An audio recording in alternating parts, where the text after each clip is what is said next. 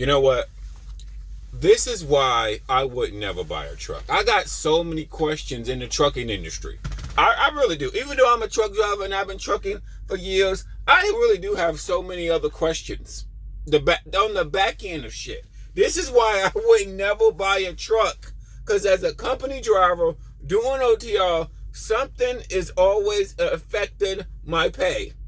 This is why I would never buy a truck. Like, pause, let me just back up. This is why when you're with good companies and you're on good accounts, you don't realize how good you got it in the big picture of things, because it's things you can control. Pretty much every OTL company, especially the ones I've been with past 3 months or 2 months, this like to say 8 weeks, they always sent me to an area where I had to wait to get my next load. So multiple things affect you. Multiple things can affect you out here. That's what I realized, man. The shipper can hold you up too much. Truck can break down. Or they can just not have any loads. I'm like, dude, my check, this for the record. My check is all over the place. I would never finance in the trucking industry, especially at OTL. My check is all over the place. Like, I would never want to finance anything because I don't know really how much my check is going to be from one to the next. Like, it's just all over the place. Like, it can be this much, it can be that much, it can be a variety of, it's just, I would do finance and shit, buying a house. If I buy a house thinking my check is going to be so much, or, dude, I would be disappointed. My check is all over the place. At least since I've been with this company so far. Dude, I have so many questions. Like, I really think every carrier don't have access to all the loads. I think, every carrier don't have, cause some carriers will run this lane, some carriers will run that lane. I think really, I'm like, dude, where do y'all get the loads from? Why do y'all don't have loads? Like, I've been in Columbus, example, I delivered outside of Columbus, Ohio area, outside in the suburbs of Columbus, Ohio, Wednesday night, meaning, yes, Wednesday night. Today's Friday. Wednesday late evening, 9 o'clock. So he knew. He texted me late at night, "Oh, you empty." It was a drop. He knew I've been empty. So I dropped that off. Okay. What happened? I dropped that load off, right? He knew I was empty. At 9 o'clock at night. So come Wednesday, I wait all day Wednesday. He don't got no load. So I just wait all day Wednesday. No load. Well, first he wanted me to go to do an oil change. I'm like, nigga, at this rate, I should have did the oil change. Like, pause for a minute. Because, OTR, working the load board to me seemed like a shitty way. Because to me, it seems like working the load board for me, because you don't know where your loads is going to come from. You don't know if you're going to go to a bad area. They may not have loads. That overall seemed like it's a shitty. You need contract dedicated for you, or some way you can always get loads. Period. Because I've been sitting, basically it's going on 2 days of me sitting now, dude. I'm like, oh my God. I cannot depend on this. Oh man. God damn. But like I said, going back to Wednesday, I sat all day Wednesday waiting for a load. He never had a load. He wanted me to go. Then in the middle of the day, he wanted me to go to this Love's and get an oil change. I went there, guess what? Love said it's going to be 24 hours before we get any oil change. We're busy. This particular place where he sent me, bro, it's by 30 well houses. It's a place called Groveport, Ohio. Down this area where this Love's at, bro, it's at least 30 well houses in this bitch. The truck stop is always packed. That's the last place you want to get anything done, because it's surrounded by 30 warehouses. All type, it's warehouse city in that bitch. So that truck stop is always packed. Then he wanted me to go there, get an oil change. I'm looking like, nigga. I care, but I knew they weren't. And exactly when I went to check in at Love's, it's about 4 o'clock in the afternoon. No, what time was it? It was late, it was like 2 o'clock. He wanted me to go to that Love's, and I'm like, well, then I text him back. I'm like, 2 o'clock in the day, remember that. Love said they're not going to do an oil change today. They won't be able to do it to tomorrow. Then he said, oh, okay. He said, never mind that. Just go to the yard. Okay. I'm like, all right. I'm like, nigga, do you not know this Love's in this area is dumb packed? dumb. This is the last thing you want to get anything done. Because the truck stops, this is a small Loves, okay? But it's surrounded by a limited amount of warehouses. So the truck stop, it's always packed full of trucks. So Wednesday, I sat all day Wednesday. Never got a load. He never found nothing. And I'm in a major city. You cannot tell me it's not loads coming out of here. You must just gonna have access to them or something. It got to be. It ain't nothing, you know what I'm saying? Well, at this rate, when you think about it, well, why the fuck would I go buy the truck? Why would I go want to finance a truck with any company if I don't know I'm going to get good paying loads? That's what the dumbest thing about it in general. Where do companies get their loads from? Are the loads inconsistent? Do they pay well? Like, you have so many questions. Like, you know, I'm not going to pretend like I know. I don't know. I'm just a driver. So it doesn't matter if I've been driving for 5 or 10 years. I won't never know unless I become a carrier or be able to have access to book my own loads. Because this shit, why the fuck would I ever want to buy a truck then? Why would I want to go buy at least a truck if I don't know what my loads is going to come to pay for the shit? It seemed ass backwards, right? Right. And then now your people talk shit about companies getting dedicated. I see why companies get dedicated. Because you know where the loads is coming from. Like, you know, where are my loads coming from, period. Like these mega carriers, bro. At least you know where your load coming from. When you out doing OTO, you don't know where your next load is coming from. Is it coming from over here? Is it coming from over there? Is I'm going to be able to make it on time? What time do they close? Is it coming over here? It's coming over there. I don't think everybody have access to all the loads. That's what I don't. This is what I really think. This is if I had to take a hypothesis guess, I don't think all carriers have access to all loads. I don't think so. I just be questioning it. Interesting. Because anything, when you get a big company, like one company just went out of business, it's called LTL or whatever it was. I forgot the name of that company. I think it's called LT. I just heard they went out of business. They had 200 trucks. So if you got 200 trucks and you go out of business, to me, my main thing is that you must don't got good contracted freight. Your brokerage must not be big enough. You don't got good contracted freight, or your brokerage, if you are a broker, it's not big enough. JB Hunt been doing this for years. You see what I'm saying? Landstar been doing this for years. That's why you need contract. Think about when companies go out of business. I'm going to say main thing, it got to be something with the revenue. It got to be something. That's the fucking main thing, is the revenue. You don't got good paying loads anymore. That is what it is. Something, because if you got good paying loads, everything else will pay for itself. Because you got a lot of expenses going out. You got fuel, you got tolls, you got to pay the drivers, you got maintenance. And then if you got obviously if you got 200 trucks, this is like thousands of dollars every month you're spending. But you should be making millions of dollars. You should be. That's the biggest thing. You know, if you got, like, if I had to take an educated guess why a company goes out of business, they must don't got contracted freight. They must don't got contracted freight. The freight's not paying enough. That's everything to me. It got something to do. Maybe they lost big contracts. Maybe they brokerage, because you can have a brokerage, but to make good money, you have to have a big brokerage. A big brokerage. Or I'm sure, can you keep a brokerage and get rid of your trucking company? See, some companies even did that. They got rid of their trucking company and just became a broker. You want to know why? Because it's less liability. Shit, when you a carrier, you gotta always worry about breakdown. Think about it. Take your personal feelings out of this shit. Trucking, the biggest trucking for these carriers got is breakdown. When you become a broker, and you become a broker at scale, meaning you got thousands of loads, you're making money, but you got less liability. You have less liability. Way less liability. One of the biggest costs that comes with a trucking company is the cost of repairs. That's the biggest cost. Now, if you become a broker, or brokerage rather, and have freight where you just dish it out to the owner operators, well, you know, companies like Landstar, that's a smart motherfucker. Because they're not worrying about and then you're recession proof.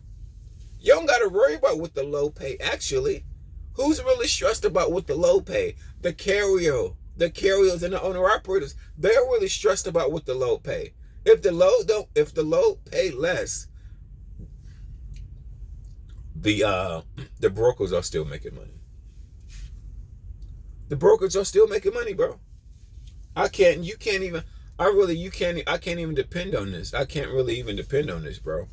That's why and then like it seemed like I've been with okay, now this is what I've learned from working with 20 companies. This is what I've learned from working with 20 companies and at least 10 small companies. Bro, they all don't have the access. I just got a feeling that they all don't have access to the same loads. Because they all don't move the same. Like, why would I ever go buy a truck? Why would I ever go buy a truck if I don't got good paying loads? To me, that's the most important thing. Like, to me, like if let's just say I'm wrong as fuck. But if a company that got 200 trucks, if they go out of business, that means they must don't got good paying loads. Their brokerage is not big enough. They're not getting good paying loads. To me, that's everything in the trucking industry. You need good paying loads. If the loads ain't paying shit, but you got all this overhead and you're losing money, instead of making money and being profitable, but you're losing money, it's a wash. It's too much. Trucking comes with too much of a higher responsibility. Not to make any money. That's the one thing I will analyze. It comes with too much, especially the carriers. The carrier, you as a carrier and owner operator, you hold a lot of liability, a maintenance, the losing the load, the accident. I mean, you just hold the biggest liability. The broker, all they're doing is giving the load to a carrier or owner operator, either or, to deliver the load from A to B. They don't have to worry about breakdown. They not even worry about the rates. If the rates go up and down, who's really affected by the rates going up and down? To me, it's the carriers and the owner operators. Because at any given time, you can have a flat tire. Bam, flat tire. Any given time, you can have some high bills at any given time, player. I mean, this is why the dedicated freight is needed. I just think, like, to me, like I said, from a financial standpoint, working the load board or spot market that I help owner operators talk about seems stupid to me. It seems stupid because if the rates are going to fluctuate, why the fuck would I want to do that? That sounds stupid. Why would I go out and buy a truck, and then just to have shitty... No. And then I think carriers like Hirschbach, let's just say Hirschbach and Prime, like they're mainly a meat company, mainly reefer company, bro. Them, they got their shit under contract. I don't think they're doing spot market. Companies like Prime, companies like Hirschbach, I know they reefers, but I would probably say at this rate in the game, they probably got 60 or 70% of their shit underneath contract. Now, just because you got it underneath contract doesn't mean you're not the only carrier pulling it. Let's say Tyson, for an example. Well, y'all know Tyson, right? And pretty much a National Beef. All the big carriers pull for National Beef. All the big carriers, reefer companies, pull for like Tyson. Well, most of them anyway. So what does that mean? So that means mega carriers, they probably got a percentage where they probably got some type of contract where you're going to give me a percentage of your freight every week. I'm going to get this many loads. Hirschbach, I'm sure Hirschbach has already figured that out. They've been a game for, I think Hirschbach is like 100 years old. So they already figured the game out where they got contract. Who else did I mention? Prime, you know what I'm saying?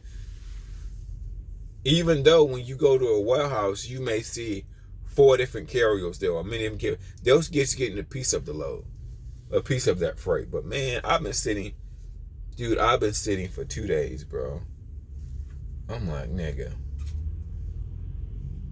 I'm like, dude, it's always something with I cannot depend on these checks. I can't depend on these checks with OTR, bro. Like, seriously, even when you do dedicated, at least you know what you get. It doesn't pay to give a driver 70 cents a mile, 65 cents, then he don't get no miles.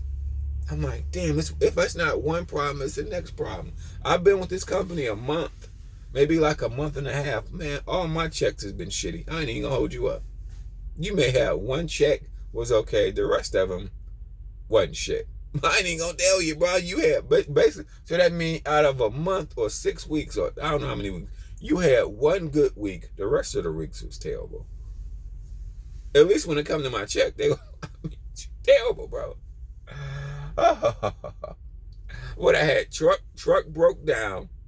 That would have been a good week, but my truck broke down 1 week, and I was out for like a week and a half, like 2 weeks. I was out with not working.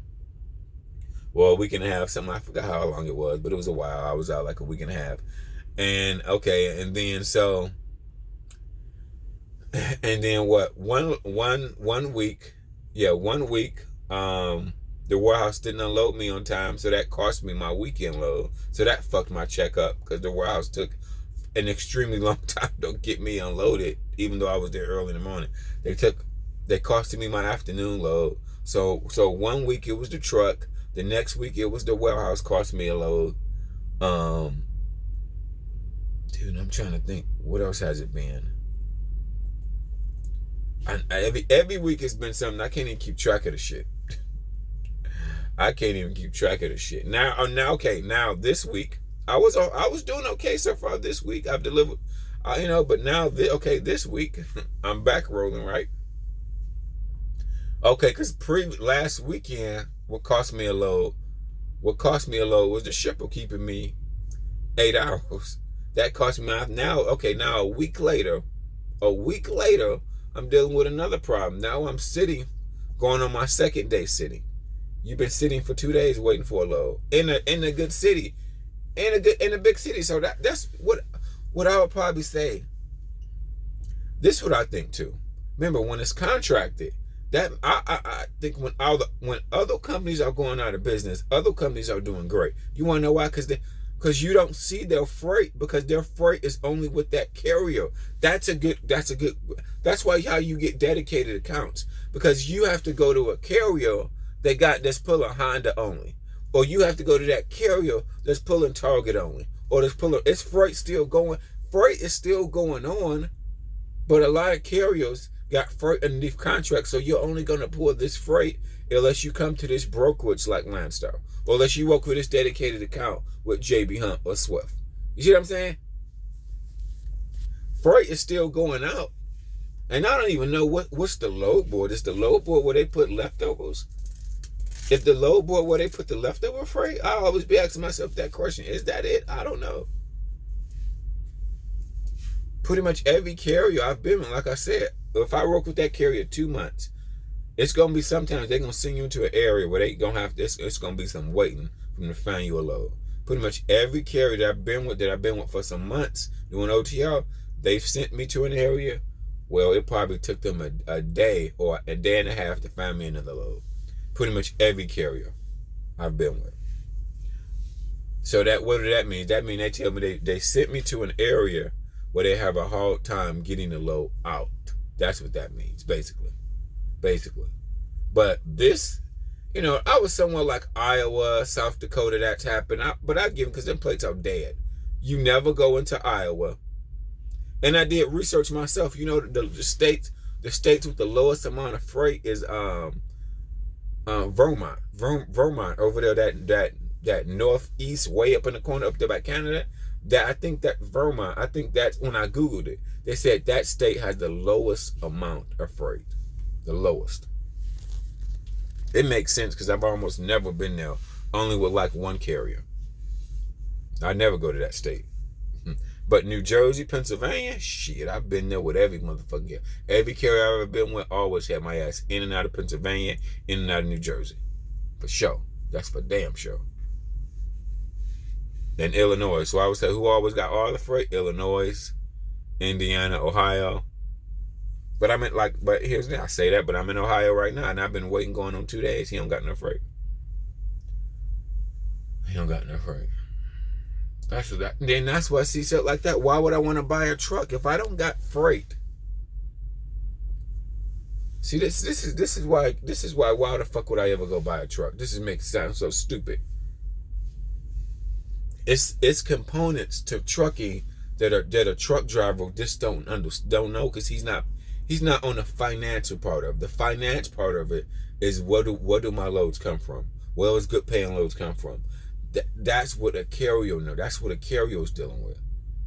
Carrier, in between the carriers and the brokers. As a driver, see, you're on the front, you're out here, but you not knowing actually where shit is coming from. You don't really know. You really, to be honest with you, I don't know why you're waiting. I can only take a guess. They don't got any loads in that area, but like it's like, why did they send you in that area? I got questions. I just got questions. But it make me see more why companies get contracted freight, so they know where the freight is coming from.